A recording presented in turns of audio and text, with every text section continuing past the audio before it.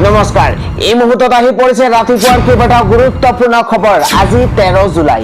অসমৰ লগতে ভাৰতৰ বিভিন্ন প্ৰান্তৰ পৰা ৰাতিপুৱাৰ কেইবাটাও খবৰ আহি পৰিছে। এই মুহূৰ্তত জনাই আছো এটা গুৰুত্বপূৰ্ণ খবৰ। হিন্দুস্তানত 4 ধৰণৰ হিন্দু থাকে।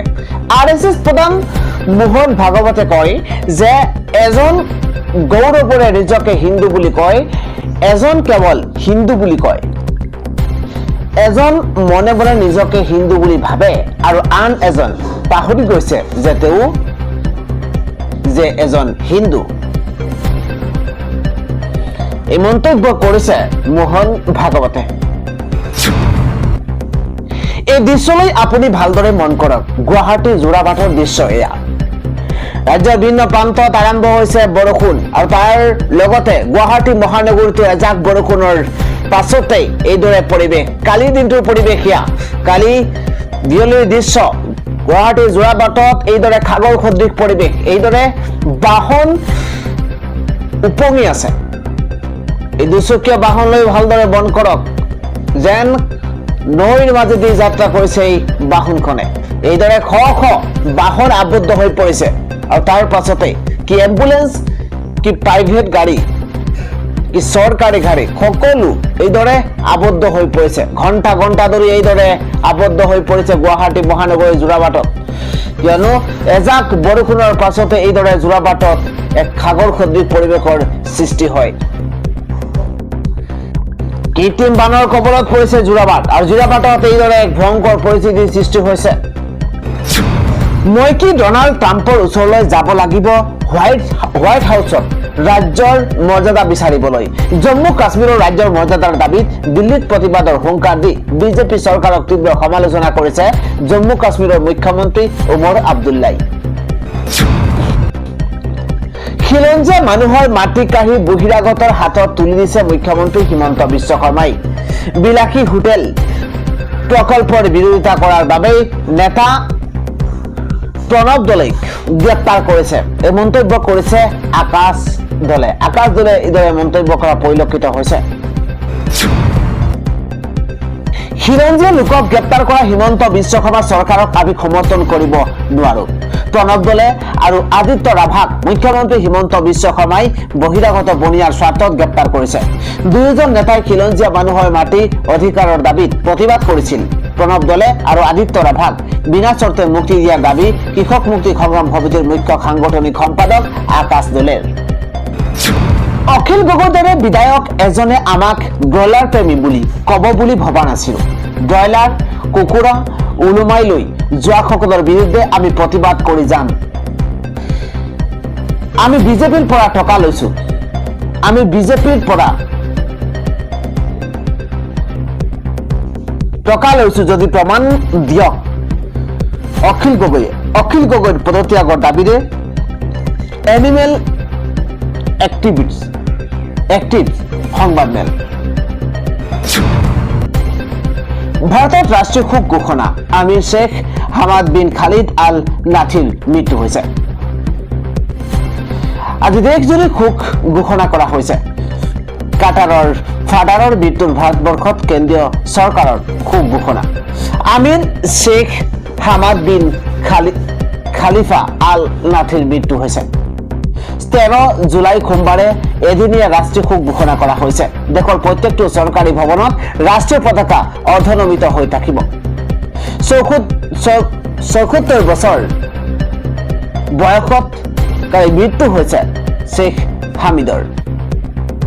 কাটাৰৰ এক নতুনত্ব প্ৰদান কৰিছিল শ্বেখ হামিদে। 1995 চনৰ পৰা 2013 চনলৈ কাটাৰত শাসন কৰিছিল শ্বেখ হামিদে। কাটাৰত গেছ প্লাণ্ট স্থাপন কৰি ন ৰূপ দিছিল শ্বেখ হামিদে। শ্বেখ হামিদৰ কাৰ্যালয়তে স্থায়ী সংবিধান কাৰ্যকৰী হৈছিল কাটাৰত আৰু আজি দেশজুৰি শোক ঘোষণা কৰা হ'ব। নতুন ৰূপত আহি আছে অৰুণোদয় আঁচনি। হিমন্ত বিশ্ব শৰ্মা চৰকাৰৰ এক বৃহৎ ঘোষণা। আগষ্ট মাহৰ পৰা নতুন ৰূপত আৰম্ভ হ'ব অৰুণোদয় আঁচনি। ধন বিতৰণ প্ৰক্ৰিয়া নতুনকৈ আৰম্ভ হ'ব। ধন বিতৰণ প্ৰক্ৰিয়া পুনৰ আৰম্ভৰ কথা ঘোষণা কৰা হৈছে বাজেটত। আগষ্টত আৰম্ভ হ'ব এই ৰেচন কাৰ্ডৰ সামগ্ৰী বিতৰণ প্ৰক্ৰিয়া। আগষ্টত আৰম্ভ হ'ব বন্ধ হৈ থকা ৰেচন বিতৰণ হিতাধিকাৰীক প্ৰদান কৰা হ'ব দাইল চেনি নিমখ আৰু চাউল অব্যাহত থাকিব বিধৱা আৰু বৃদ্ধ পেঞ্চন কৃষকক বছৰি 11,000 টকা প্ৰদান কৰা হ'ব পিএম কিষাণৰ অধীনত লাভ কৰিব এই ধন হিমন্ত বিশ্ব শৰ্মা চৰকাৰৰ তৰফৰ পৰা এই বৃহৎ সিদ্ধান্ত গ্ৰহণ কৰা হৈছে আৰক্ষীক উদ্দেশ্যি আদালতৰ তৰফৰ পৰা বিশেষ নিৰ্দেশনা আহি পৰিছে আটকাধীন লোকক মাৰপিট কৰিলেই চাকৰি যাব এইবাৰ আৰক্ষীৰ বাবে আহিছে এক গুৰুত্বপূৰ্ণ নিৰ্দেশনা কৰ্তব্যত থকা আৰক্ষীয়ে কৰিব নোৱাৰিব একেটা জৰুৰী কাম কোনো গোচৰত আটকাধীন লোকক শাৰীৰিক নিৰ্যাতন চলাব নোৱাৰিব কোনো আৰক্ষীয়ে অভিযুক্ত আৰক্ষীৰ জিম্মাত শাৰীৰিক নিৰ্যাতন চলোৱা আৰক্ষীৰ দায়িত্ব নহয় আৰক্ষীৰ জিম্মাত কোনো অভিযুক্ত নিৰ্যাতনৰ বলি হলে দোষী হ'ব আৰক্ষীৰ লোক মাৰধৰ কৰি অভিযোগ স্বীকাৰ কৰাটো আৰক্ষীৰ কৰ্তব্যৰ অংশ নহয় বোম্বে উচ্চ ন্যায়ালয়ে এটা গোচৰৰ শুনানিত প্ৰদান কৰে এই গুৰুত্বপূৰ্ণ ৰায় কোলহাপুৰ খণ্ড বিচাৰপীঠৰ ন্যায়াধীশ সন্দেশ পাটিলৰ তৰফৰ পৰা এই মন্তব্য আহিছে হত্যাৰ গোচৰত অভিযুক্তক শাৰীৰিক নিৰ্যাতনেৰে দোষ স্বীকাৰ কৰাইছিল সেই তিনি আৰক্ষীৰ বিৰুদ্ধে বিচাৰ প্ৰক্ৰিয়া চলিব বুলি মন্তব্য আদালতৰ আৰক্ষীৰ বাবে আহিছে এই গুৰুত্বপূৰ্ণ নিৰ্দেশনা আধাৰ কাৰ্ডৰ ডাঙৰ আপডেট আহি পৰিছে বিনামূলীয়াকৈ পাব সেই আধাৰ কাৰ্ডৰ সেৱা আধাৰ কাৰ্ড ব্যৱহাৰকাৰীৰ বাবে এক ডাঙৰ খবৰ আহি পৰিছে UIDAI তৰফৰ পৰা নতুন আধাৰ এপৰ জৰিয়তে 31 ডিচেম্বৰলৈকে বিনামূলীয়াকৈ ইমেইল আইডি আপডেটৰ সুবিধা প্ৰদান কৰিছে আধাৰ কেন্দ্ৰলৈ নোযোৱাকৈ ঘৰৰ পৰা কেইমিনিটমানৰ ভিতৰতে আপডেট কৰিব পাৰিব সম্পূৰ্ণ প্ৰক্ৰিয়া হ'ব UIDAIৰ অধিসূচনা অনুসৰি অহা 31 ডিচেম্বৰলৈকে নতুন আধাৰ এপৰ জৰিয়তে ব্যৱহাৰকাৰীয়ে বিনামূলীয়াকৈ ইমেইল আইডি আপডেট কৰিব পাৰিব লক্ষণীয়ভাৱে ডিজিটেল সেৱা আৰম্ভ হোৱাৰ মাত্ৰ দুদিনৰ ভিতৰতে সমগ্ৰ দেশৰ 2.5 লাখৰো অধিক লোকে এই এপ ব্যৱহাৰ কৰি নিজৰ ইমেইল আইডি আপডেট কৰিছে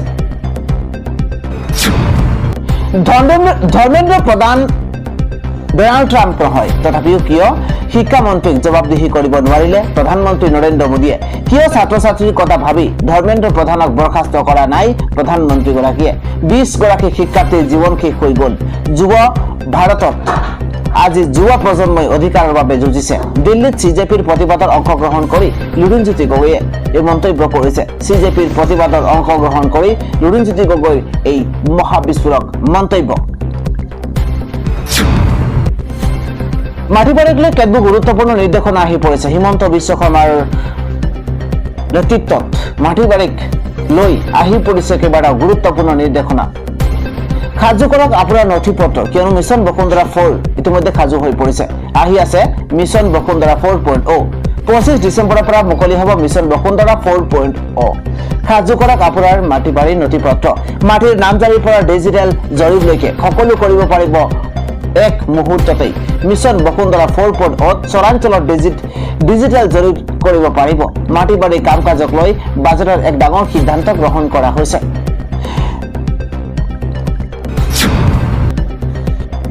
ইফালে হাতীয়ে খেতিপথাৰত নষ্ট কৰিলে পাব আপুনি চৰকাৰী সাহায্য মন্ত্ৰী জয়ন্ত মল্ল বৰুৱাৰ তৰফৰ পৰা এই ডাঙৰ ঘোষণা কৰা হৈছে কৃষকে লাভ কৰিব সেই ধন খেতিপথাৰ নষ্ট হলে প্ৰতি বিঘাত কৃষকে পাব 8,000 টকা নলবাৰীত বনমন্ত্ৰী জয়ন্ত মল্ল বৰুৱাই কৰিছে এই বৃহৎ ঘোষণা হাতীয়ে কৃষকৰ খেতিপথাৰ নষ্ট কৰিলে লাভ কৰিব এই সাহায্য প্ৰতি বিঘা কৃষিভূমিত কৃষকে পাব 8,000 টকা যদি হাতী আপোনাৰ খেতি নষ্ট কৰে এই ধন আপুনি চৰকাৰৰ তৰফৰ পৰা লাভ কৰিব হাতীয়ে ধান খাবলৈ আহিলে হৈচৈ নকৰিব খাবলৈ দিব কিয়নো হাতীয়ে ধান নষ্ট কৰাৰ পাছত সেই ধন আপুনি লাভ কৰিব চৰকাৰৰ তৰফৰ পৰা হাতী খেদিবলৈ গ'লে হাতী আক্ৰমণ কৰে মানুহৰ মৃত্যু হয় গতিকে খাবলৈ দিব আমি কৃষকক বিঘাই প্ৰতি 8,000 দিম নলবাৰীত সাহায্য প্ৰদান কৰি এই ঘোষণা কৰিছে মন্ত্ৰী জয়ন্ত মল্ল বৰুৱাই হাতীৰ আক্ৰমণত নিহতৰ পৰিয়ালক 4 লাখ টকাৰ সাহায্য আগবঢ়োৱা হ'ব খেতিপথাৰ নষ্ট হলে প্ৰতি বিঘাত কৃষকে লাভ কৰিব 8,000 টকা আৰু নলবাৰীত বনমন্ত্ৰী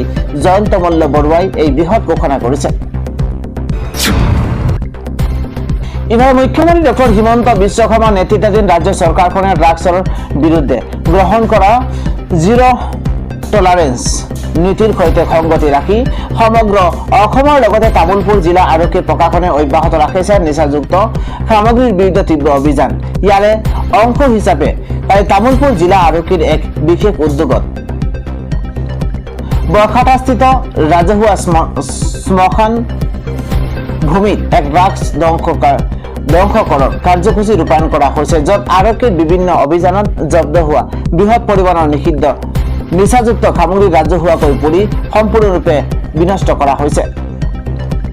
তামুলপুৰ জিলাৰ জ্যেষ্ঠ আৰক্ষী অধীক্ষক সুৰম চক্ৰৱৰ্তী, সহকাৰী আয়ুক্ত অনুপম ডেকা, তামুলপুৰ মহকুমাৰ অসামৰিক চিকিৎসালয়ৰ অধ্যক্ষ ভানু কছাৰীকে আদি কৰি জিলা প্ৰশাসন তথা আৰক্ষী আৰু স্বাস্থ্য বিভাগৰ কেইবাগৰাকী উচ্চপদস্থ বিষয়াৰ উপস্থিতিত এই গুৰুত্বপূৰ্ণ বিষয়টো সম্পন্ন কৰা হৈছে। উঠি অহা যুৱ প্ৰজন্মৰ বাবে এক সুৰক্ষিত ভৱিষ্যতৰ সুনিশ্চিত কৰা আৰু অঞ্চলটোক ড্ৰাগছমুক্ত হিচাপে গঢ়ি তোলাৰ দৃঢ় সংকল্পৰে তামুলপুৰ আৰক্ষীয়ে বিগত সময়ছোৱাত জিলাখনৰ চুকে কোণে চলোৱা মাৰাথন অভিযানত জব্দ কৰিবলৈ সক্ষম হোৱা সৰ্বমুঠ 31,92,040 টকা বজাৰ মূল্যৰ এই মাৰাত্মক ড্ৰাগছ কালি আইনসংগত পদ্ধতিৰে ৰাজ্যৰ সন্মুখত অগ্নিসংযোগ কৰি ধ্বংস কৰা হৈছে। সূত্ৰৰ পৰা জানিব পৰা তথ্য অনুসৰি কালিৰ এই বিশেষ বিনষ্টকৰণ কাৰ্যসূচীত সৰ্বমুঠ 78.868 কিলোগ্ৰাম গাঞ্জা, 6,555টা নিচাযুক্ত টেবলেট তথা কেপচুল আৰু 2.832 গ্ৰাম অতি মাৰাত্মক ব্ৰাউন সুগাৰ সম্পূৰ্ণৰূপে জ্বলাই চাৰখাৰ কৰি দিয়া হৈছে। ড্ৰাগছ সৰবৰাহকাৰী তথা কলা ব্যৱসায়ীৰ বিৰুদ্ধে কঠোৰ স্থিতি গ্ৰহণ কৰি সমাজৰ পৰা ইয়াৰ কুপ্ৰভাৱ চিৰদিনৰ বাবে নিৰ্মূল কৰাৰ স্বাৰ্থত তামিলপুৰ জিলা আৰক্ষীয়ে গ্ৰহণ কৰা এনে সবল আৰু দৃষ্টান্তমূলক পদক্ষেপ সমগ্ৰ জিলাখনৰ সচেতন দল সংগঠনৰ লগতে স্থানীয় সচেতন ৰাইজে একেমুখে আদৰণি জনোৱাৰ লগতে ভূয়সী প্ৰশংসা কৰা পৰিলক্ষিত হৈছে।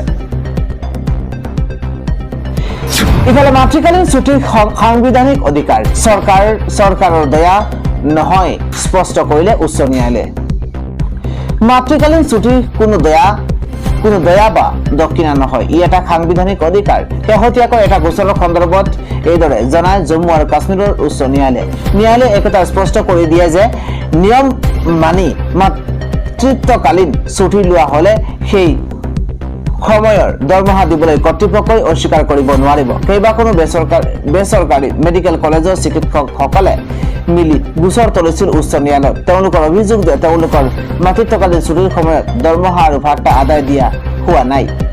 এই সময়ছোৱাত তেওঁলোকক আউট অফ এছাইনমেণ্ট বুলি দেখুওৱা হৈছে। জম্মু আৰু কাশ্মীৰ উচ্চ ন্যায়ালয়ৰ ন্যায়াধীশ ৰাজনীশ জয়ছোৱালৰ বিচাৰপীঠত এই গোচৰটো শুনানি হৈছে। উচ্চ ন্যায়ালয়ে জনাই দিছে যে চৰকাৰে মাতৃত্বকালীন ছুটি দিয়াৰ পিছত কোনো নিৰ্দেশিকা জাৰি কৰি এই ছুটিৰ সময়ত চিকিৎসকসকলৰ দৰমহা দিবলৈ অস্বীকাৰ কৰিব নোৱাৰিব। অভিযোগকাৰীসকলৰ মন্তব্য যে 2024 চনত এটা চৰকাৰী নিৰ্দেশিকা জাৰি কৰা হৈছিল। এই নিৰ্দেশিকাৰ ভিত্তিতেই চৰকাৰী নিয়ম মানি তেওঁলোকৰ ছুটি মঞ্জুৰ হয়, কিন্তু পিছত যোৱা বছৰ অক্টোবৰত আন এটি নিৰ্দেশিকাই কথা উল্লেখ কৰি তেওঁলোকৰ ছুটিৰ সময়ৰ দৰমহা বন্ধ কৰি ৰখা হয় বুলি অভিযোগ উত্থাপন হৈছে। কৃষি আন্তঃগাঁথনি পুঁজি কাৰ্যসূচীৰ পূৰ্বে প্ৰস্তুতি বৈঠক মন্ত্ৰী পীযুষ হাজৰিকাৰ। মুখ্যমন্ত্ৰী ডক্টৰ হিমন্ত বিশ্ব শৰ্মাই মুখ্য অতিথি হিচাপে উপস্থিত থাকিবলগীয়া এই কাৰ্যসূচীত অসমৰ বিভিন্ন প্ৰান্তত 5 সহস্ৰাধিক কৃষকৰ লগতে বিভিন্ন বেংকৰ বিষয়ববীয়াসকলে অংশগ্ৰহণ কৰিব। অহা 18 জুলাইত গুৱাহাটীত অনুষ্ঠিত হ'বলগীয়া কৃষি আন্তঃগাঁথনি পুঁজি কাৰ্যসূচীৰ পূৰ্বে দেওবাৰে কৃষিমন্ত্ৰী পীযুষ হাজৰিকাই কৃষি বিভাগৰ বিষয়ববীয়াসকলৰ লগতে জনতা ভৱনত এখন প্ৰস্তুতি বৈঠকৰ অধ্যক্ষতা কৰিছে। মুখ্যমন্ত্ৰী ডক্টৰ হিমন্ত বিশ্ব শৰ্মাই মুখ্য অতিথি হিচাপে উপস্থিত থাকিবলগীয়া এই কাৰ্যসূচীত অসমৰ বিভিন্ন প্ৰান্তৰ 5 সহস্ৰাধিক কৃষকৰ লগতে বিভিন্ন বেংকৰ বিষয়ববীয়াসকলেও অংশগ্ৰহণ কৰিব। বৈঠকত মন্ত্ৰীগৰাকীয়ে অনুষ্ঠানটোৰ সফল আয়োজনৰ বাবে চলি থকা প্ৰস্তুতিৰ পৰ্যালোচনা কৰাৰ লগতে কৃষি আন্তঃগাঁথনি পুঁজি আঁচনিৰ ফলপ্ৰসূ ৰূপায়ণৰ বাবে গ্ৰহণ কৰিবলগীয়া বিভিন্ন ব্যৱস্থা সন্দৰ্ভতো আলোচনা কৰিছে। তেওঁ কৃষক আৰু কৃষি উদ্যোগীসকলে এই আঁচনিৰ জৰিয়তে চৰকাৰৰ 3% সুদ ৰেখাৰ সুবিধাসহ প্ৰতিষ্ঠানগত ঋণ লাভ কৰি ৰাজ্যখনৰ কৃষি আন্তঃগাঁথনি অধিক শক্তিশালী কৰি তুলিব পৰাটো নিশ্চিত কৰাৰ ওপৰত বিশেষ গুৰুত্ব আৰোপ কৰিছে। ইফালে নগাঁও জিলাৰ ৰাজ্যিক ভৱনত AICCৰ বিশেষ সংবাদমেল। নগাঁৱৰ AICCৰ সংবাদমেল নগাঁও জিলাৰ ৰাজ্যিক ভৱনত AICCৰ সম্পাদক মনোজ চৌহানৰ উপস্থিতিত সেই সংবাদমেল অনুষ্ঠিত কৰা হৈছে। অসম বিধানসভা নিৰ্বাচনৰ কংগ্ৰেছৰ পৰাজয়ৰ ওপৰত মত প্ৰকাশ কৰিছে সম্পাদকগৰাকীয়ে। পৰৱৰ্তী সময়ত গুৱাহাটীস্থিত ৰাজ্যিক ভৱনত কংগ্ৰেছৰ পৰাজয়ৰ ওপৰত অনুষ্ঠিত কৰা হ'ব সভা। আৰু কালি সংবাদমেলত এই ঘোষণা কৰিছে AICCৰ সম্পাদক মনোজ চৌহানে। আমেৰিকাৰ আক্ৰমণৰ পাছতে মিছাইল নিক্ষেপেৰে ইৰাণৰ প্ৰত্যুত্তৰ। মধ্যপ্ৰাচ্যত পুনৰ সৃষ্টি হৈছে এক তীব্ৰ যুদ্ধ সদৃশ পৰিস্থিতিৰ। বিশ্বৰ আটাইতকৈ গুৰুত্বপূৰ্ণ শক্তি পৰিবহণ পথ হৰমুজ প্ৰণালী ইৰাণে অনিৰ্দিষ্ট কালৰ বাবে বন্ধ ঘোষণা কৰাৰ পাছতেই আমেৰিকা ইৰাণৰ ওপৰত ধাৰাবাহিক আক্ৰমণ চলাইছে। মধ্যপ্ৰাচ্যত পুনৰ সৃষ্টি হৈছে এক যুদ্ধ সদৃশ পৰিস্থিতিৰ।